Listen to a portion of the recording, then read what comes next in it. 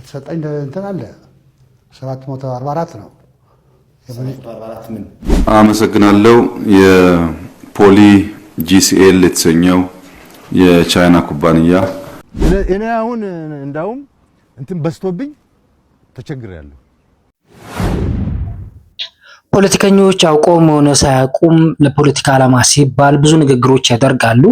በታሪክ በዚህ ጥቂት ዓመታት ውስጥ ብዙ ነገሮች ተናግረው እንደ ቃላቸው ሳይገኙ ቃላቸው ሲታጠፍ ወይ ደግሞ በሌላ መንገድ ሲመነዘር አይተናል።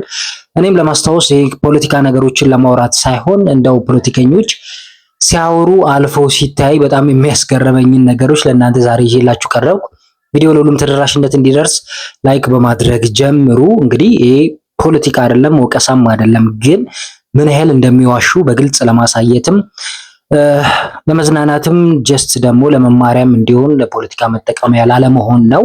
በመጀመሪያም ብዙ የሰበሰብኳቸው ታሪክ የማይረሳቸው ንግግሮች አሉ። እስቲ ከኢህአዴግ መስራች ሰባቱ ከሆኑት ውስጥ ኦቦ ስብሃት እንጀምርና አንድ ኢንተርቪው የሰጡት አለ ያየሰው ሽመልስ ጋር ሄደው እስቲ የእሳቸው ንግግር ሰምተን ሀሳብ እንሰጥበታለን። በየመደዳ ጠቅላይ ሚኒስትር ዶክተር አብይ፣ ጀነራሎች፣ እነ ጌታቸው ረዳ፣ ሌሎችም አሉ። በጣም የሚያስገርሙ ንግግሮች። አብራችሁን ቆዩ። ቪዲዮ ላይክ አድርጉ፣ ኮመንት አስቀምጡ፣ ዘና ፈታ በሉልን።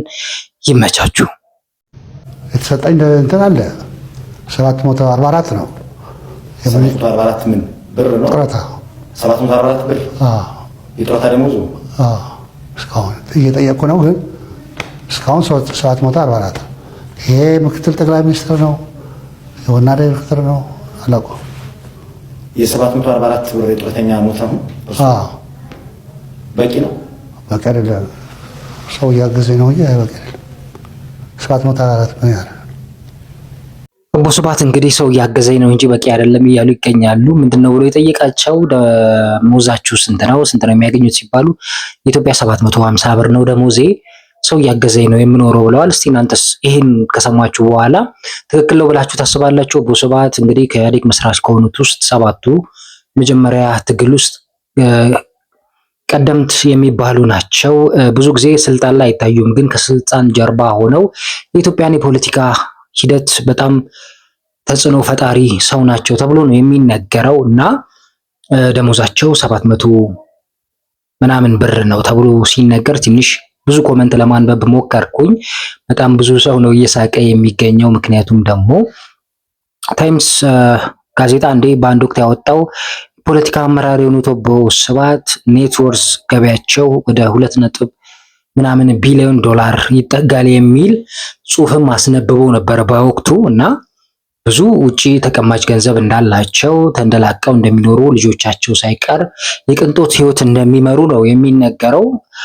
ባይመሩ ራሱ ይሄ ግልጽ ነው 750 ብር አይሆንም ብለን እናስባለን። ምክንያቱም እንደዚህ የኢትዮጵያ የፖለቲካ አሻራ የጣሉ ፖለቲካን ያዛወሩ ብዙ ነገሮችን የቀየሱ ከተለያዩ ታላላቅ ከባባድ ባለስልጣናት ጀርባ ያሉ መሪ እንደሆነ ይታወቃልና ይሄ ትንሽ ሹፈት ነው የሚሆነው። እንደውም ሲያወሩ ትንሽ ሳቃቸው እንዴት እንዳላመለጣቸው ይገርማል። ጋዜጠኛውም ተደንቋል። 750 ብር ነው ደሞዜ እያሉ ነው ኦቦ ስብሃት። ይመቻቸው። ለማንኛውም በቀጣይ ጠቅላይ ሚኒስትር ዶክተር አብይ በአንድ ወቅት ስልጣን ልክ እንደመጡ አካባቢ አንድ ሰርፕራይዝ ለኢትዮጵያ ሕዝብ ተናግረው በደስታ ሁላችንም ስቀን ደስ ብሎን የኢትዮጵያ ትንሳኤ መጣ ብለን ነበር። ያ ዜና ምንድነው የሚለውን እንመልከትና ሀሳብ እንሰጥበታለን። ይቀጥላል። አሁን በነገው ዕለት የመጀመሪያው የሙከራ ስራ የሚከናወነው ድፍድፍ ነዳጅን የሚመለከት ነው። በኢትዮጵያ ለመጀመሪያ ጊዜ የድፍድፍ ነዳጅ የሙከራ እና ውጤቱን የምናይበት ቀን ነገ ነው የሚሆነው። እስካሁን ባለው የቅድመ ጥናት ሙከራዎች ከፍተኛ ፖቴንሻል መኖሩ ተረጋግጧል። ነገር ግን ቁፋሮ ወጥቶ በይፋ የሚታይበት ቀን ስለሆነ እንግዲህ ይሄ ዜና ከተሰማ አስታውሳለሁ የኢትዮጵያ ትንሳኤ መጣ፣ ነዳጅ ኤክስፖርት እናደርጋለን፣ ሀገር ውስጥ ያለው ነገርም ይረክሳል፣ ቁልፉ ነዳጅ ነው ለሀገር ለአንድ ሁኔታ እና እንደ አረቦች ልንበለጽግ ነው፣ ሀብታም ልንሆን ነው፣ ዜጎች ሊቀየሩ ነው ብለን በተስፋ ፈነጠዝን።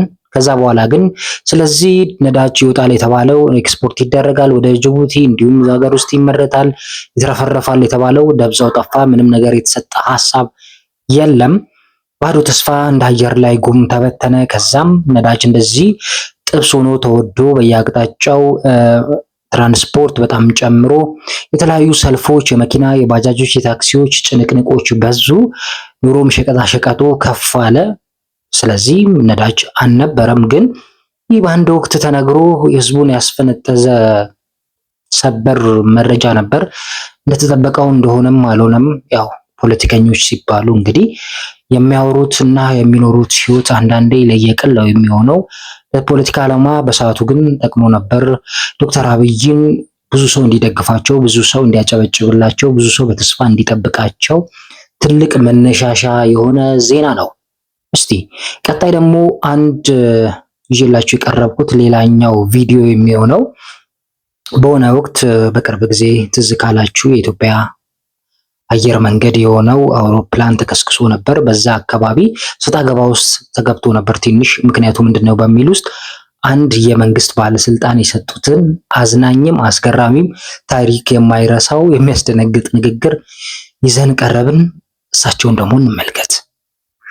የኛ የኢትዮጵያን ኤርላይንስ ቢሾፍቱ ላይ በተከሰከሰበት ጊዜ ትራምፕ ደወለ። ብላክ ቦክሱ ላክ ነው ለዶክተር አብይ እና ከዶክተር አብይ ሳቅ ነው መጀመሪያ መልሱ ሳቅ ነው እና ብላክ ቦክሱን ዶክተር አብይ ወደ አሜሪካ አላከም፣ ወደ ፈረንሳይ ነው የላከው።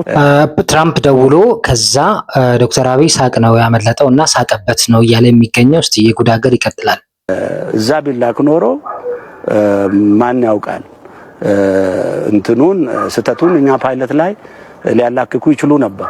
እኛ ብዙ ጊዜ ነው ደውሏል ትራምፕ እና እኔ ለእናንተ ለኢትዮጵያ አስቤ ነው እና በሚሳኤል በአይሮፕላን በተለያየ መንገድ ሊመቷችሁ ነው፣ ያንን ለማስቀረት ነው የምደውለው አለ እና ዶክተር አብይ የሰጠው መልስ ከማን ሀገር መሪ ጋር እየተነጋገርክ እንደሆነ ታውቃለህ ወይ ነው ያለው።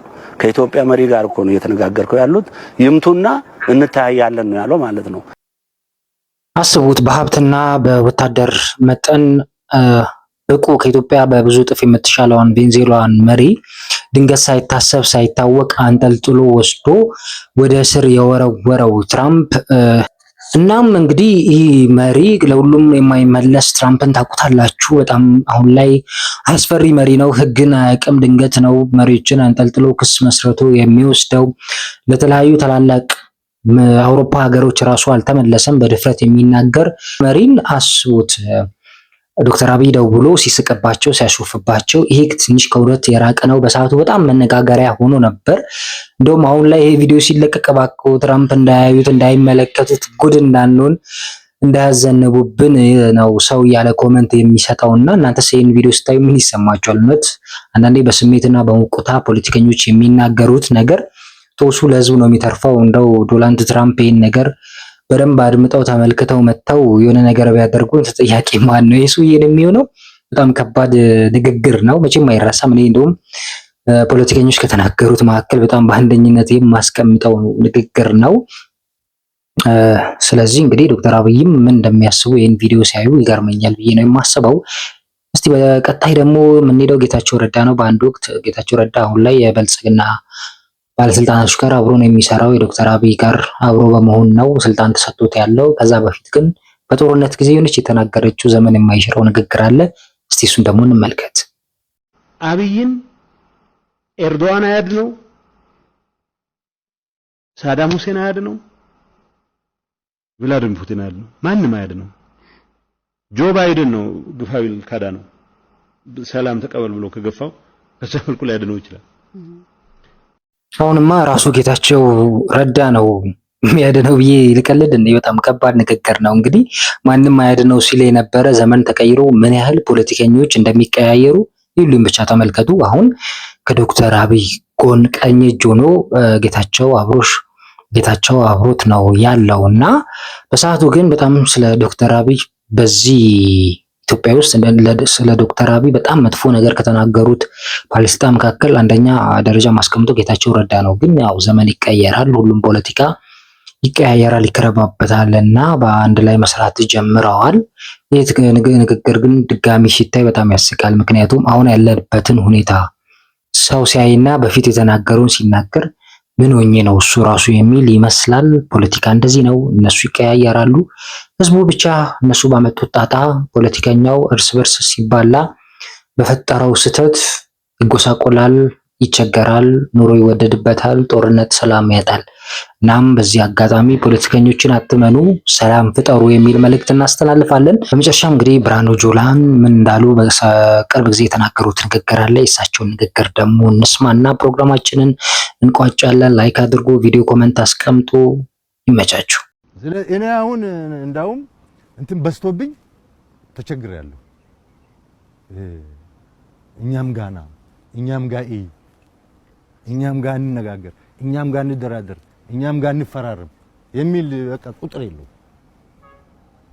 ለምንድን ነው የኢትዮጵያ መከላከያ ሰራዊት ጋር ያለ ነገር ወደ እነሱ ትራንስፈር እንዲሆን ይፈልጋሉ?